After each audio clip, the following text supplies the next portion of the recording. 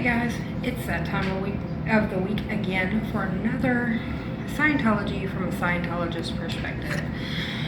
Trigger warning, this episode contains my theories and opinions on a religion, and so if this is triggering for you or if you find it offensive, I suggest you click off this video and tune into my regular content, which is more beauty oriented.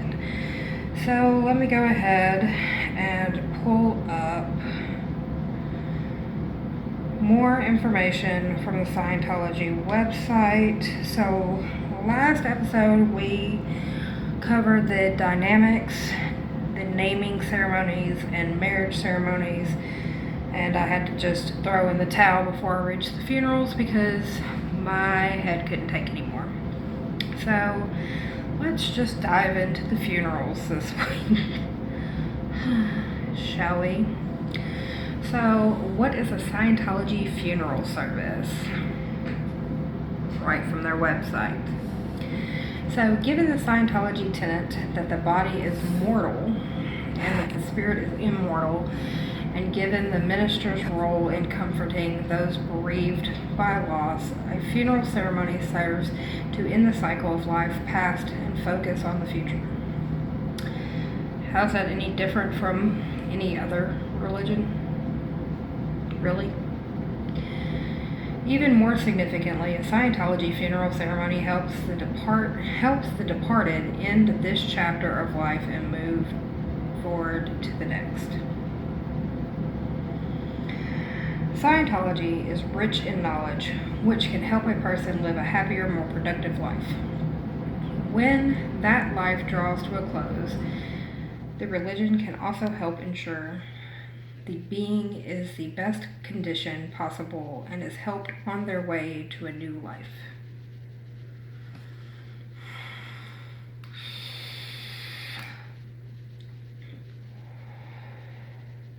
It is true that bodies wear out and pass away, but it is also true that the being never does. What does the being do? Does it just hang out in the Scientology church? Is it still paying its dues? Can it be deemed suppressive? Oh no, I forgot. It can get a letter saying that it's on a leave of absence for 20 years. I forgot about that. My bad. Oh, okay. It is true that, I've already read that part because that just blew my mind. The Scientology funeral service celebrates the life of the person who has departed his body. Friends and family have the opportunity to say goodbye, to acknowledge and thank the person for what he has done in this lifetime, and to wish him well as he moves on to the next. The service is a reaffirmation to the knowledge that we are immortal, spiritual beings. Okay, look.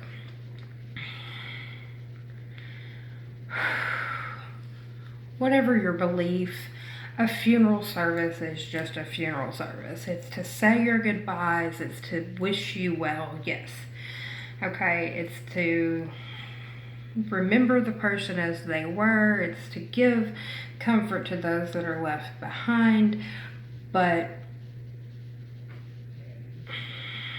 okay, it just made my brain hurt a little bit. Okay. I'm going to move back to my notes. Okay, we've already covered the 8 dynamics. It didn't make any damn sense, but we're going to go back to this part in the 7th dynamic where it says, under the life source, this is separate from the physical universe and is the source of life itself.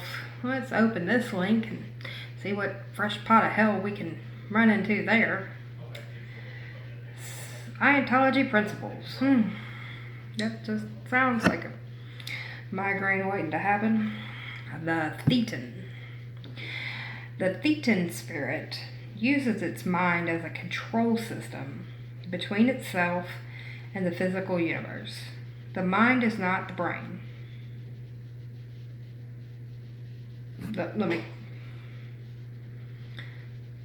The mind is not the brain.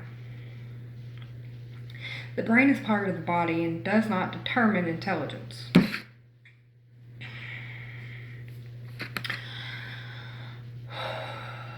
It can be likened to a switchboard.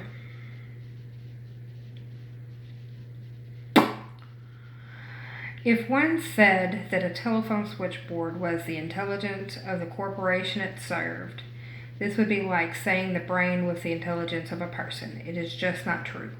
The brain is simply a conduit that, like a telephone wire, carries a message. But if the brain is damaged, the message is damaged. Thus, the intelligence is damaged. This is just a thought put out there into the world. Just saying. Just putting it out there. If you have a damaged switchboard, your intelligence is damaged. Just putting it out there. Anyway. The mind accumulates recordings of thoughts, conclusions, decisions, observations, and perceptions of a thetan throughout its existence. The thetan uses its mind in the handling of life in the physical universe. The body, including the brain, is the thetan's communication center. It's the physical object, not the being itself. What the fuck is the thetan then? You haven't. There's a whole lot of stuff that is never explained. It's just stated, but never explained. It's like, this is what it is. And then we explain a bunch of shit around it, but we never say what this is.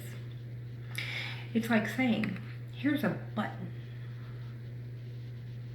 And here's all the stuff around the button, but I'm not going to tell you what this button is. It's like, here's the button that can end world hunger, but I'm not going to tell you that. I'm going to tell you what all these other buttons do. Like, here's the button to start a war. And here's the button to start a forest fire. And here's a button to flood that, city over there. And here's a button to starve the children of the world. But I'm not going to tell you that this is the button that ends world hunger. I'm going to tell you all the rest of this.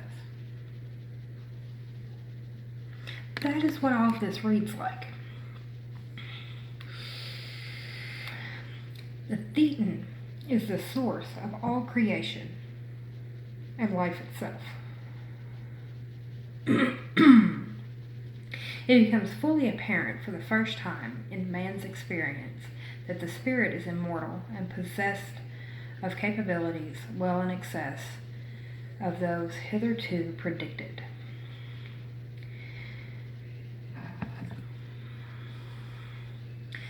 The exteriorization of the thetan from its body accomplishes the realization of goals envisioned but rarely, if ever, obtained in spiritualism, mythicism, and such fields.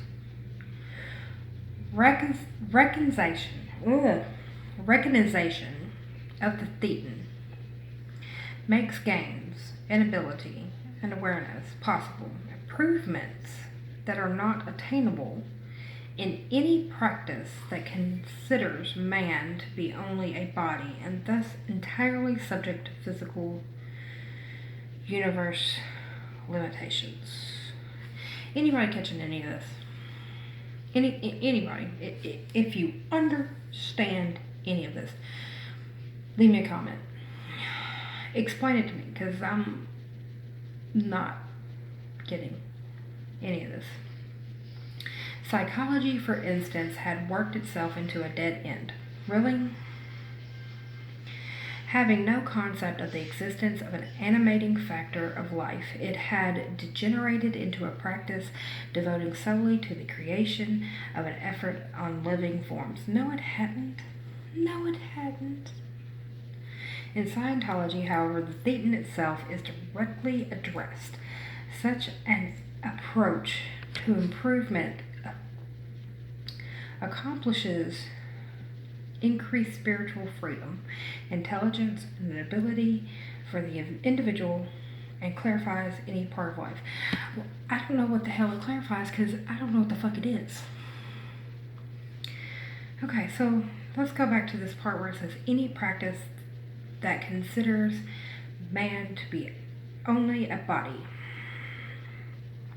That goes directly back to the 8 dynamics, which we've already read and consider completely useless. And then at the bottom where it says clarifies any part of life, which leads back to the 8 dynamics, which are completely and utterly useless. In the 8th dynamic, it says the God, the supreme being, or creator. Let's click that. Does Scientology have a concept of God?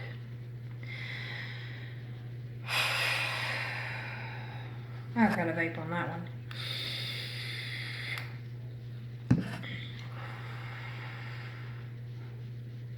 Here we go, people. Most definitely is the first sentence. In Scientology, the concept of God is expressed in the 8th dynamic. Where's my brick wall to bang my head into? Because I need a lobotomy at this point. In Scientology, the concept of God is expressed in the 8th dynamic, the urge toward existence as infinity. Okay, I have no urge to exist as infinity, ever, never, no, there's no urge for me to do that, ever. This is also identified as the supreme being, which you never clarified again.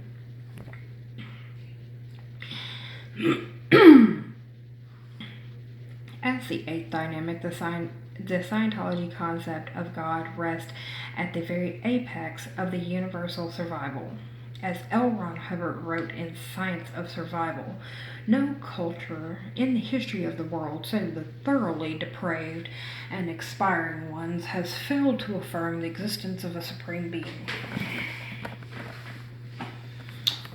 Okay.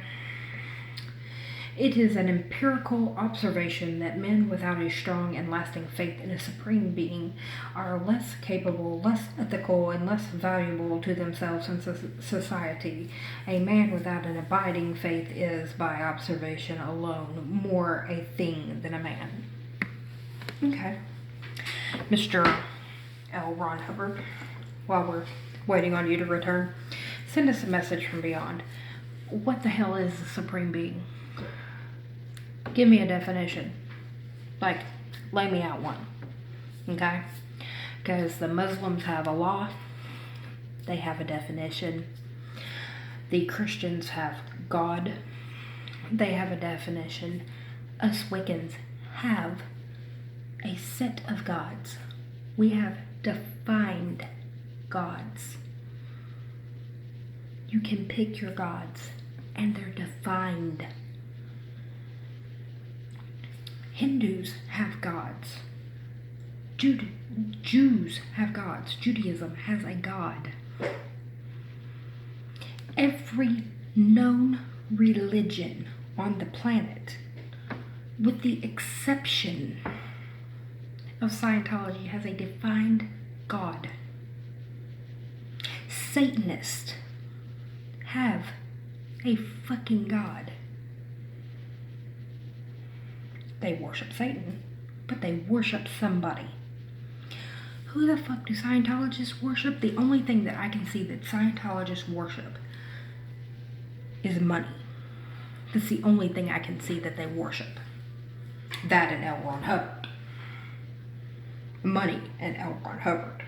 So, the only God besides money that I can see being worshipped is L. Ron Hubbard. So, L. Ron Hubbard, are you Scientology's God? That is the question. Moving on. Unlike religions with Judeo-Christian origins, the Church of Scientology has no set dogma concerning God that is imposed on its members. As with all its tenets, Scientology does not ask individuals to accept anything on faith alone.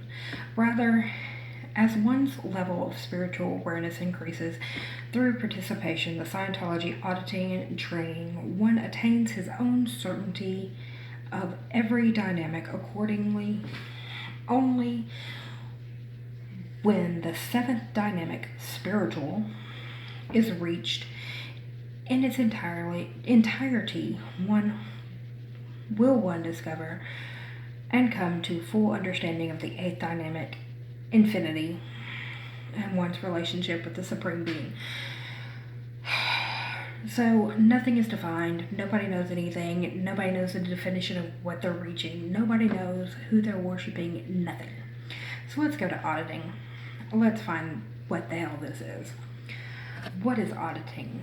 Although the purely physiological aspect of L. Ron Hubbard's work is sufficient in themselves to apply in everyday existence, only auditing provides a precise route by which individuals may travel to higher states of spiritual awareness. The goal of auditing is to restore beingness and ability.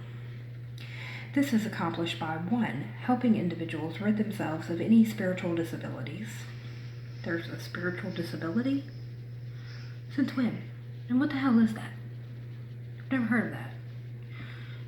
Are there medical treatments for that? Is there medicine for that? 2. Increasing spiritual abilities. Is there therapy for that? Can you go to school for that? Obviously, both are necessary for an individual to achieve his full spiritual potential. Auditing then deletes life's painful experiences and addresses and improves one's ability to confront and handle the factors of his life. So is it like hitting delete on the keyboard? Like, oh, here's a painful life event. Delete. Do I want my painful life events deleted? I thought that's what makes you a better person. Is this like Stepford Wives? Through auditing, one is able to look at one's own existence and improve one's ability to confront what one is and where one is. I'm at home. I'm a female. I'm a person. Done. The hell? There are vast differences between the technology of auditing, a religious practice, and other practices. There's technology to religious practices? Since when? There is no use of hypnosis. Oh, I can't read today apparently. There is no use of hypnosis, trance techniques, or drugs during auditing. Okay, so you're not deploying any kind of, Native American rituals or anything. Okay, cool. The person being audited is completely aware of everything that happens. Auditing is precise, thoroughly codified, and has exact procedures. Okay. You want a cookie? Person trained and qualified to better individuals through auditing is called an auditor. Okay. Again, want a cookie? Auditor is defined as one who listens. I feel like one who's going to throw up. From the Latin word, I don't speak Latin, I'm not even going to attempt that. Meaning to hear or listen. No shit, Sherlock. An auditor is a minister or a minister in training of the Church of Scientology.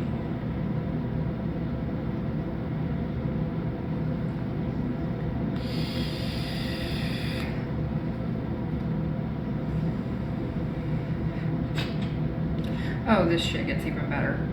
A person receiving auditing is called a PreClear, meaning a person not yet cleared. No shit, Sherlock. A PreClear is someone who, through auditing, is finding out about themselves and life. The period of time during which an auditor audits a PreClear is called an auditing session. I didn't think we had to actually define all of this, but apparently we do.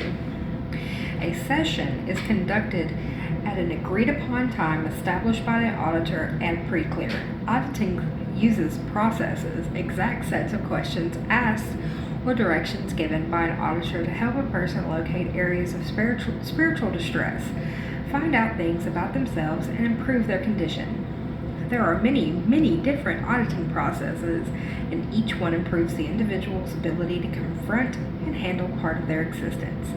When the specific objective of any one process is attained, the process is ended, and another can then be used to address a different part of the person's life. An unlimited number of questions could, of course, be asked, which might or might not help a person. I thought the whole purpose of this was to help the person, so if it might not help the person, what's the purpose? The accomplishment of Dianetics and Scientology is that L. Ron Hubbard isolated the exact questions and directions to bring about spiritual freedom. The questions and directions of the process guide the person to inspect a certain part of their existence. What is found will naturally vary from person to person, since everyone's experiences are different. Well, I hope everybody's experiences are different, since, we're individuals. But, you're kind of doing a Stepford Wives kind of thing where you're deleting people's painful personal experiences. Regardless of experience or background, however, the individual is assisted in locating not only areas of spiritual upset or difficulty in their life, but the source of the upset. Oh, aren't you special? By doing this, a person is able to free themselves of unwanted barriers that inhibit, stop, or blunt their natural abilities and increase their abilities so that they become brighter and more spiritually able. There are no variables to the technology of auditing. Really? Because I thought you just got finished saying that everybody's an individual, so there are going to be variables.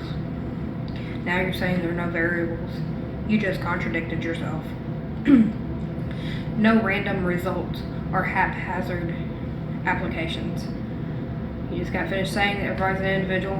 Now you're saying that. You're contradicting yourself. Auditing is not a period of vague or free association. You just said everybody's individuals. Now you're contradicting yourself. Each process is exact in its design and its application and attains a definite result when correctly administered. Everybody is individuals. You cannot exactly process everybody the same. Everybody's going to react differently. Everybody's going to need a different process. You cannot exactly do the same thing for everybody. Not everybody fits in the same box. Sorry, it doesn't work that way. Scientology auditing can bring anyone from a condition of spiritual blindness to a bright joy of knowing. I think I just might puke.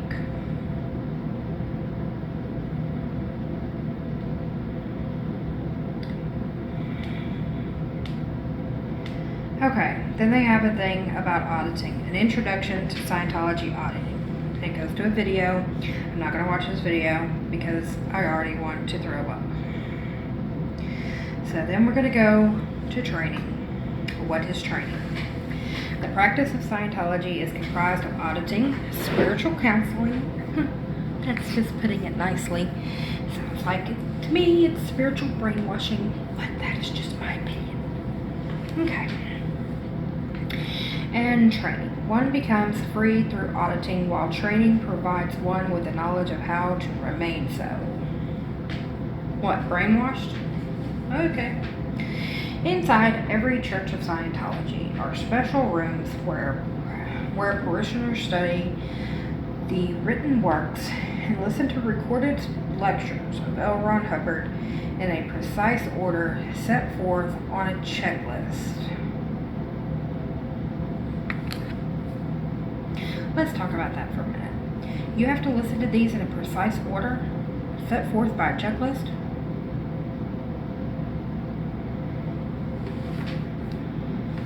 But what if I don't want to listen to the third book, but I want to listen to the fifth book? What would happen? Would the end of the world occur? I don't think so. I mean, the man's been dead for how long? Is he gonna just all of a sudden rise from the dead and come and strike me dead? No. That sounds like brainwashing to me.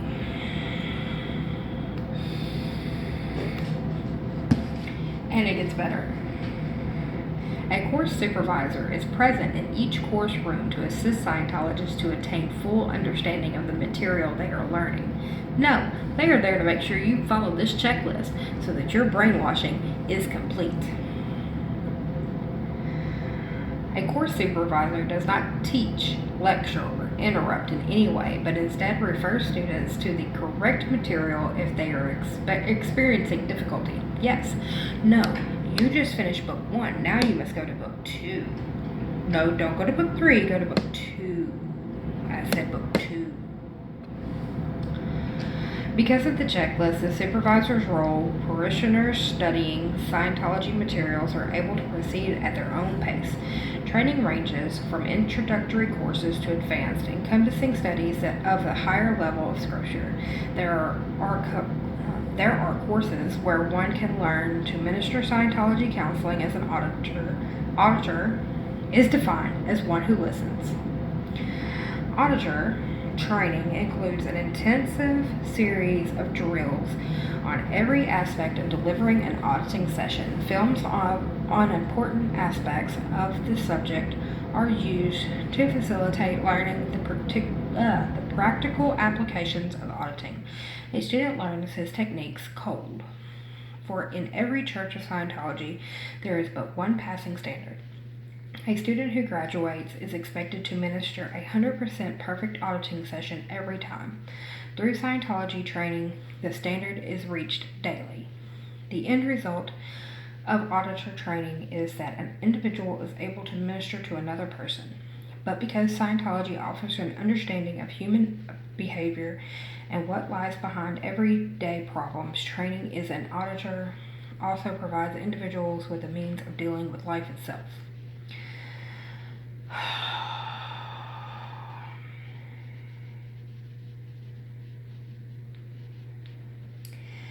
My brain hurts.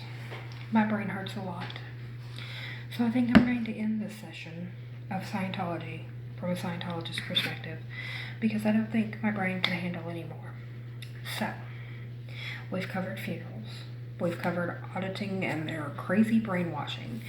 If you have any questions, comments, or concerns, leave them in the description box down below, guys.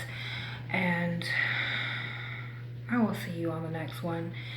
If you have anything that you want me to talk about, let me know. Hit me up.